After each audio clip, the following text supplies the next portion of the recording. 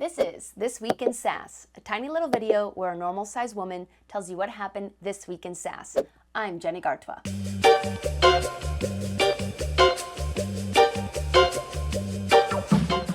HR is having a moment right now. You know HR, the makers of films like Dress Code Disasters, What Not to Wear at the Office, and Cubicle Survival Guide, How to Thrive in Your Fabric-Walled Prison. HR, the Hollywood of corporate America. And we gotta give it to them. It's been a wild ride. In the last 5 years, this industry has had to manage COVID, the Great Resignation, employee wellness, AI, and pay equity. Yeah, pay equity. It's still a thing. We're still talking about it.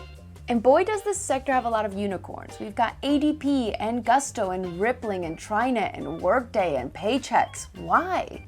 Why so many? Well, us people are expensive. Labor is the biggest cost line item for companies, and all companies have employees. Huge TAM. What's fun in the mix? You've got both incumbents and new boys. ADP is the oldest and still reigning champion, founded in 1949. Back when HR meant telling men they could no longer grab their secretary's ass. Just pinch. Shiny new HR companies are taking market share and they're going hard.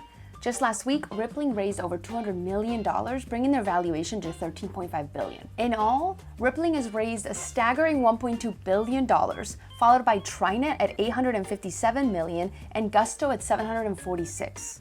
CEO Parker Conrad said they're going to pour this money into R&D, new features, new markets. But honestly, how pissed would you be if you'd been around for 75 years and this kid after 8 years is worth 15% of your company?